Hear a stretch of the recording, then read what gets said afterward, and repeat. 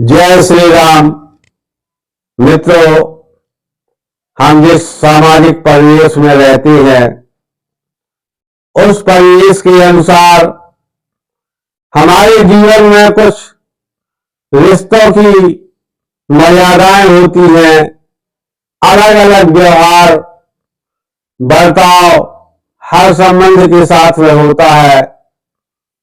हर एक की अपनी अपनी सीमा होती है और जैसा आचरण होगा उसी के अनुरूप हमारे रिश्तों के बारे में व्यक्ति सोचने लगता है। आज मैं आपको एक छोटी सी कहानी बता रहा हूं और उस कहानी के माध्यम से आप बताइएगा कि क्या वो निर्णय राजा के द्वारा उचित किया गया, क्योंकि ये कहानी रिश्तों को ही दर्शा रही है। उसमें रिश्तों के बारे में ही बताया गया है और राजा ने जो निर्णय दिया क्या आपको उचित प्रतीत होता है या नहीं, मैं भी आपको अपनी राय अंत में जरूर बताऊंगा। आप भी अपनी राय बताइएगा। एक बहुत सुंदर राजकुमारी होती है एक राजा की और वो उसको सभी प्रकार से सुख सुविधाओं से युक्त महल में रखता है और उसकी हर ख्वाहिश को पूरा करता है। और इस प्रकार से लाड़ दुलार में पाली गई राजकुमारी जब विवाह के योग्य होती है तब राजा उसके विवाह का निश्चय करते हैं। लेकिन वो लड़की कहती है कि मैं विवाह अपने मनपसंद लड़के से करना चाहती हूं। तब पिता पूछता है क्या तुमने किसी योग्य वर का चुनाव किया हुआ है? तब वो लड़की कहती है नहीं पिताजी, मैंने किसी वर का चुनाव नहीं किया, लेकिन मैं ये चाहती हूं कि विवाह निश्चित होने के पहले मैं अपना वर स्वयं चुनूं। तब पिता स्वयंवर का आयोजन करता है और वो स्वयंवर जनसाधारण के लिए खुला हुआ था, जहां पर तरह तरह के व्यक्ति आते हैं। कई राज्यों के राजकुमार आते हैं, कुछ सेठों के धनवान पुत्र आते हैं और कुछ गरीब व्यक्ति भी आते हैं। तब उस लड़की को स्वयंवर में बुलाया जाता है और जब वो अपने 7 खंड के महल से उतर रही होती है सीढ़ियां, तब वो राजकुमारी गिरकर सीढ़ियों से मर जाती है और उसकी इस प्रकार की अनहोनी मृत्यु से सभी लोग व्यथित हो जाते हैं। तो जो कुछ राजकुमार या कुछ ऐसे वर थे जिन्हें कोई विशेष वो नहीं था, वो वापस हो जाते हैं। लेकिन उनमें से 3 वर ऐसे थे जो लड़की के मृत्यु के पश्चात भी वापस नहीं जाते हैं। पिता ने दाह संस्कार वगैरह करवा दिया। तब वो तीनों वर उसकी चिता के पास बैठे रहते हैं और जब वो राख ठंडी हो जाती है तो एक वर तो राजकुमारी को इतना अधिक स्नेह करता है कि उसकी जो चिता भस्म है उसको ही अपने शरीर पर मन लेता है और उसी की याद में उसी नगर में घूमने लगता है। एक राजकुमार ऐसा था जो उसको इतना अधिक चाहता था कि वो उसी चिता में बैठ जाता है, उसकी भभूत को जो है रक्षा करने लगता है जो उसकी चिता की भस्म होती है।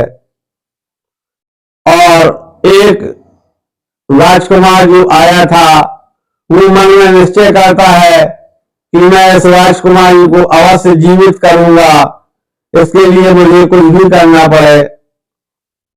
तो वो ऋषि मुनियों की खोज में निकल जाता है कि कहीं ना कहीं शायद ऐसा कोई मुनि मिल जाए या कोई वैद्य मिल जाए जिससे इस लड़की का जीवन पुनः मिल सके। तब वो तीनों अपने अपने कार्यों में लगे रहते हैं। इस प्रकार से काफी समय हो जाता है। लगभग 6 महीने के पश्चात वो जो वैद्य की तलाश में गया था कोई ऐसी भस्म लेकर आता है और उस चिता की राख में डाल देता है जो एक दूसरा पर रखाए हुए बैठा था, और उस भस्म का ऐसा प्रभाव होता है कि वो राजकुमारी जीवित हो जाती है। और राजकुमारी का जीवित होना था कि ये बात सारे शहर में फैल जाती है। तो जो राजकुमार पागल जैसा घूम रहा था वो भी आ जाता है। इन तीनों में विवाद होने लगता है। राजकुमारी जब इस स्थिति को देखती है तो वो भी असमंजस में पड़ जाती है कि मैं किसका वरण करूं। तीनों अपनी अपनी जगह पर सुंदर सजीले नौजवान थे। राजकुमारी भी कोई निर्णय नहीं ले पा रही। जो लोग वहां पर उस बात को सुनते तो तीनों की बातों को सुनने के बाद हतप्रभ रह जाते, किसी निर्णय पर नहीं पहुंच रहे थे। अब मैं आप लोगों से पूछता हूं कि अगर आप उस स्थिति में होते तो किसका हक मानते राजकुमारी के ऊपर। तो ये बात पहुंचती है उस लड़की के पिता या उस राज्य के राजा के पास। वो अत्यधिक प्रसन्न होता है कि मेरी बेटी जीवित है। लेकिन जब वो इस विवाद को सुनता है तो उन तीनों बड़ों को अपने पास बुलाता है और सारी बात दोबारा पूछता है। तो जैसी स्थिति थी वो बार बताते हैं कि मैंने चिता भस्म की रक्षा की, और अगर मैं चिता भस्म की रक्षा नहीं करता तो ये किसके ऊपर अपनी भस्म डालकर उसको जीवित करता। तब वो राजकुमार कहता है जो भस्म लेकर आया था कि अगर मैं चिता भस्म के ऊपर अपनी भस्म न डालता, यानी कि मैं वो दिव्य औषधि न लेकर के आता, तो राजकुमारी के जीवित होने का कोई प्रश्न ही नहीं था। राजा वही गौर सी बातों को सुन रहे थे। और जो तीसरा था तो कहता है मेरी राजकुमारी आ गई और मेरे लिए यही खुशी की बात है, नहीं तो वो तो हमें छोड़कर चली गई थी। और जैसे एक बावला होता है वो कुछ उसी प्रकार की बातें करता है, बस अब हमें राजकुमारी मिल जाएगी। राजा तीनों की बातों को सुनकर मुस्कुरा देता है और कहता है कि अगर आप लोगों के कर्तव्यों के अनुसार देखा जाए तो जिसने वो औषधि लेकर के आया है उसने एक तरीके से पिता की भूमिका को निभाया है, क्योंकि एक पिता का दायित्व होता है अपनी संतान के प्रति कि अगर वो किसी रोग व्याधि में पड़ जाए तो उसका उपचार करे। और विवाह के बाद पति का दायित्व होता है। लेकिन चूंकि अभी वो विवाहित तो थी नहीं, तो अगर देखा जाए धार्मिक स्तर पर तो उसका धर्म का पिता ही हुआ। और चूंकि उसने जो दूसरा राजकुमार है उसने अपनी चिता की रक्षा की है, उसकी भस्म को संभाल कर रखा है, तो ये दायित्व एक पुत्र का होता है क्योंकि माता पिता की मृत्यु के बाद गंगा स्नान आदि कर्म कांड सब पुत्रों के हवाले होता है, इसलिए मेरी दृष्टि में वो पुत्र के समान है। लेकिन वो उस चिता की भस्म को रमाकर सारे शहर में पागलों के सरीखे घूमता रहा।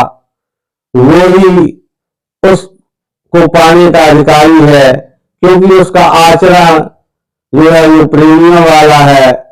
प्रेमी और पति लगभग एक ही स्थिति में होते हैं, इसलिए मेरी दृष्टि में राजकुमारी का पहला हक राजकुमारी पर उसी राजकुमार का है जिसने भस्म लगाई है।